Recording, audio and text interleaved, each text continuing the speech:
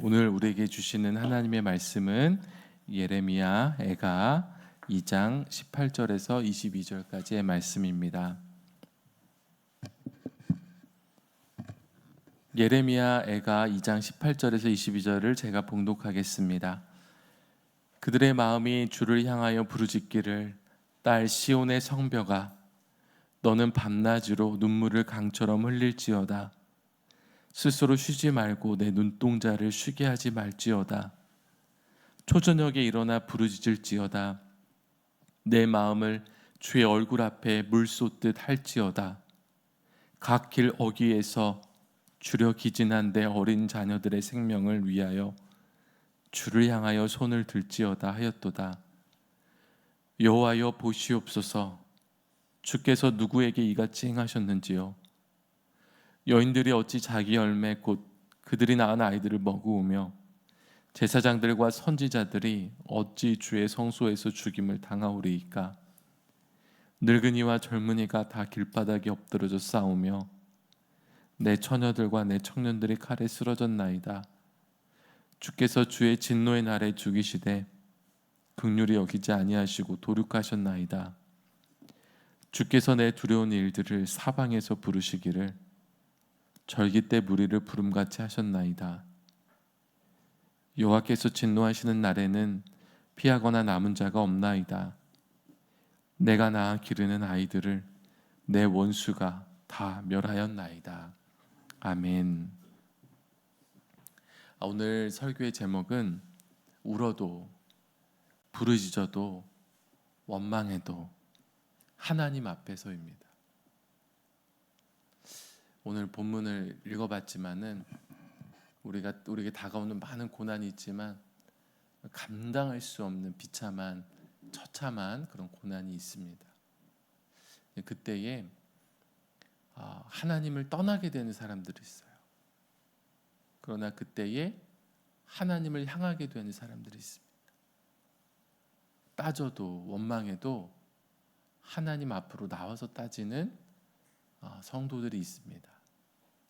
그래서 우리가 이때에 주님 앞에 나오게 되는 우리 모두가 되기를 바라고, 또 우리는 늘 사람들이 그렇게 주님 앞에 나오기를 위해서 중보하며 이 세상을 깨우는 예레미야 선지자처럼 사시는 우리 모든 성도들이 되시기를 바랍니다. 예레미야는 앞에서 예루살렘에 내린 여호와의 진노, 그로 인한 몰락한 백성의 현실을 생생히 보여주었습니다. 이제 오늘 하나님을 향해 부르짖는 탄원의 내용인데 이 2장 두 번째 노래의 박을 내립니다. 부르짖으며 주님께 기도하는 것이요 하나님의 섭리를 믿는 성도들의 모습이에요. 비참한 현실과 고통 중에서도 주님께 부르짖고 도움을 구할 때 하나님은 우리가 온전히 회복할 기회를 허락하십니다. 오늘 우리가 18절과 19절 말씀 한번 볼 텐데요. 무엇 하라는 권면의 말씀이 반복됩니다. 어떤 것을 강조하는지 한번 주의 있게 보십시오. 18절과 19절입니다. 그들의 마음이 주를 향하여 부르짖기를 딸 시온의 성벽아 너는 밤낮으로 눈물을 강처럼 흘릴지어다. 스스로 쉬지 말고 내 눈동자를 쉬게 하지 말지어다. 초저녁에 일어나 부르짖을지어다.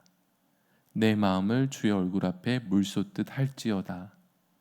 각 길 어귀에서 주려 기진한 내 어린 자녀들의 생명을 위하여 주를 향하여 손을 들지어다 하였도다. 어떤 권면이 나오는지 한번 요약적으로 보자면은 눈물을 강처럼 흘릴지어다. 울으라는 얘기죠. 내 눈동자를 쉬게 하지 말지어다. 이 눈동자를 쉬게 하지 말라는 게 어떤 말씀인가? 기도하라는 거죠. 또 부르짖을지어다. 내 마음을 물쏟듯 할지어다. 주를 향하여 손을 들지어다. 하나님께 나와서 기도하며 울어라. 이런 말씀이에요.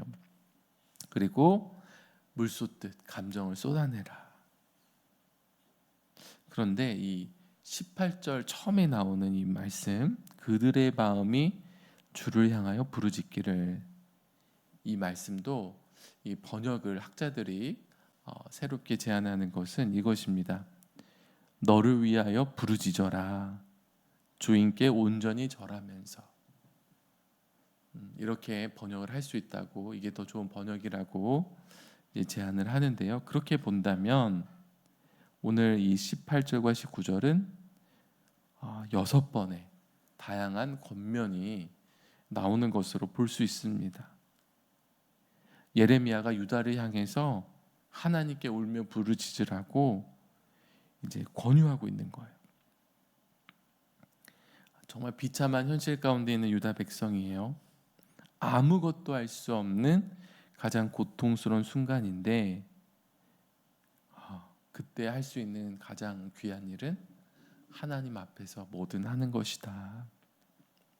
다른 누가 아니라 여호와 하나님께 부르짖으라고 말씀합니다. 밤낮으로 초저녁부터 부르짖으라고 말씀합니다. 또한 예레미야는 강과 물의 이미지를 가져와서 눈물을 흘리며 주님께 마음을 쏟아내듯이 탄원할 것을 요청합니다. 예레미야도 그렇게 기도했어요. 예레미야가 그렇게 기도하며 왔는데 이제 유다 백성에게 그것을 강권하고 있습니다. 사랑하는 성도 여러분, 답답한 마음, 억울한 사정을 주님 앞에 토로하는 게 믿음의 행위입니다. 우리는 고난을 당하면 자연히 하나님을 찾게 된다고 생각하지만 모든 사람이 다 그런 건 아니에요. 고난 중에 하나님을 찾게 되었다면 그게 정말 큰 은혜입니다. 어떤 사람들은 고난을 당하면서도 오히려 하나님을 원망하며 떠나기도 해요. 유다의 아하스 왕은 이방 민족의 공격으로 항상 불안했습니다. 그는 하나님을 의지하지 않았고요, 아수르 왕을 의지해서 위기를 모면하려 했습니다. 그러나 오히려 에돔과 블레셋의 공격에 속수무책으로 당할 뿐이었어요. 하나님이 아하스의 죄를 심판하셨기 때문이에요. 그런데도 그는 하나님을 찾지 않았어요. 하나님의 성전과 대신들의 집까지 털어서 아수르에게 조공을 바쳤고 자기를 공격한 다메섹 신들에게 제사를 지내며 하나님의 도움은 구하지 않았습니다. 아하스는 마침 끝내 하나님을 거역한 왕으로 죽었습니다. 극심한 고통 중에서 어쩌면 회복을 전혀 기대할 수 없는 상황에서 단지 고통스러워한다고 하더라도 하나님 앞에서 한다면 그게 얼마나 큰 복인지 몰라요.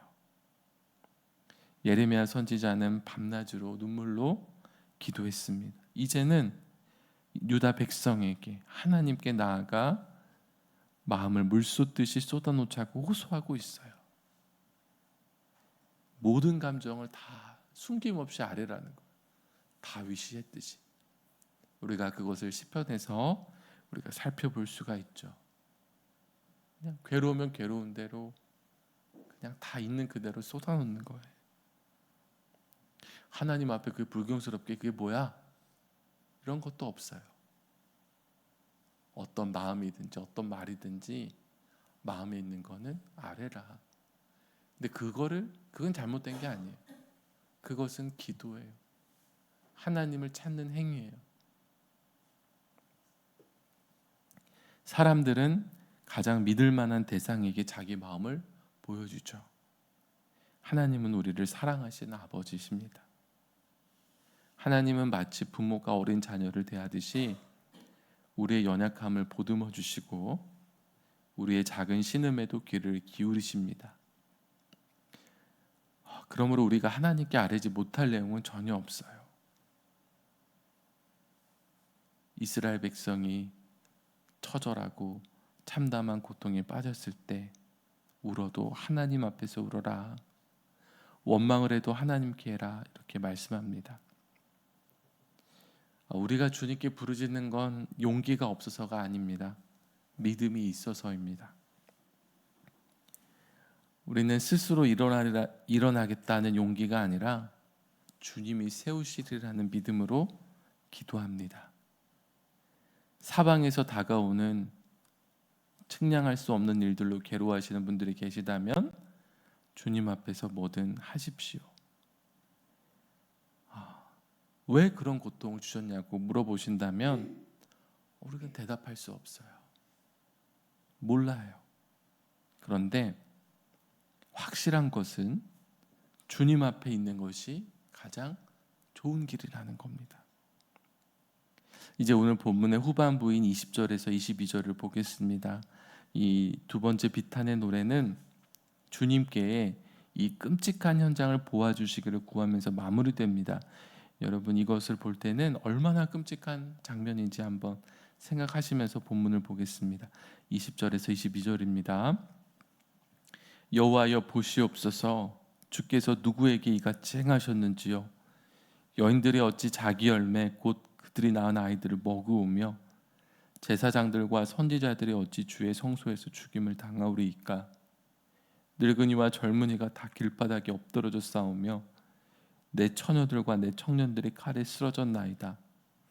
주께서 주의 진노의 날에 죽이시되 긍휼히 여기지 아니하시고 도륙하셨나이다. 주께서 내 두려운 일들을 사방에서 부르시기를 절기 때 무리를 부름같이 하셨나이다. 여호와께서 진노하시는 날에는 피하거나 남은 자가 없나이다. 내가 낳아 기른 아이들을 내 원수가 다 멸하였나이다.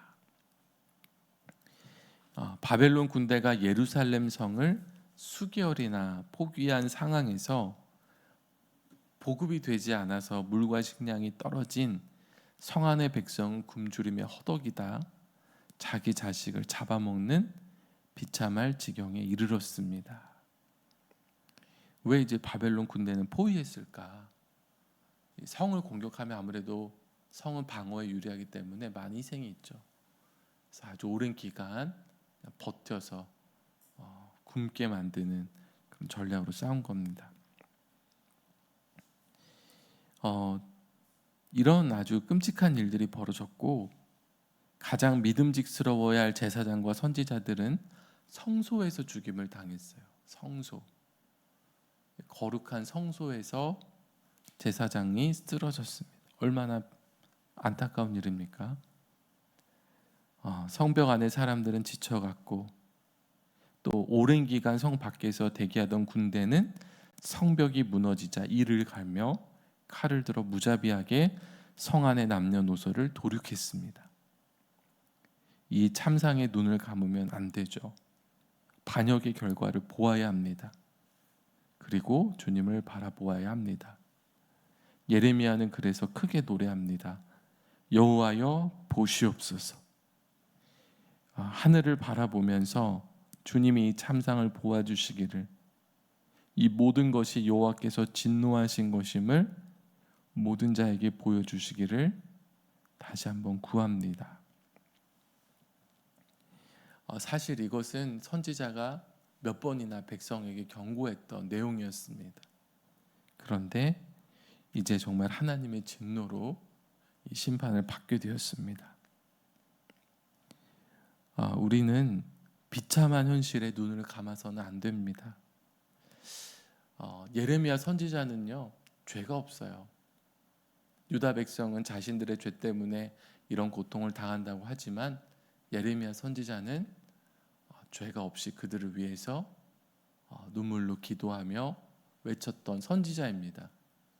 그러나 하나님의 진노가 임하면 같이 괴롭습니다. 같이 고통스럽습니다.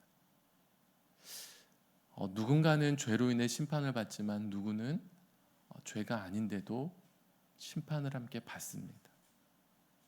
우리가 하나님의 백성으로서 온전히 살지만 비참한 세상의 현실에도 눈을 떠야 합니다. 그들을 위해서 중보도 하고 그들을 위해서 복음도 전하는데요, 우리가 그 비참한 현실을 더 잘 봐야 됩니다. 우리와 상관없다는 듯이 얼굴을 돌리고 살던 대로 계속 살아가면 그게 쉬울 거예요. 하지만 눈을 들어서 무너진 현실을 바라보기를 원하십니다. 그런 다음에 우리는 하늘을 향해 가슴을 칠 수가 있어요. 비참한 현실을 보는 것으로 끝나는 게 아니라 우리는 하늘을 향해 하나님께 부르짖을 수 있습니다. 그것을 하나님께서 원하세요. 주님께 부르짖을 때 하나님은 크고 비밀한 일들을 우리에게 보여주실 것입니다. 그러니 마음을 쏟아서 기도하고 하나님께 부르짖으십시오. 우리는 고난 중에 있을 때 하나님께 간절히 도움을 요청해야 합니다. 하나님께 손을 들어서 기도해야 합니다. 이 손을 드는 것은 항복의 뜻입니다. 우리가 세월 지나갈수록 의지할 것뿐일세 찬양한 것처럼 하나님 없이 살 수 없습니다. 기도하는 것입니다. 한편으로 우리는 우리에게 고난이 없더라도 이 세상에 고난이 있는 것을 바라보면서 기도할 수 있어야 합니다. 저는 정말 그렇게 되기를 바라요. 하나님, 제 고통 때문에 울며 부르짖는 것도 은혜긴 한데 그 고통 없었으면 좋겠어요.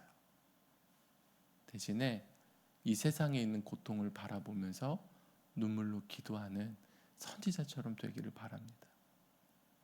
여러분, 우리는 무조건 울어야 돼요.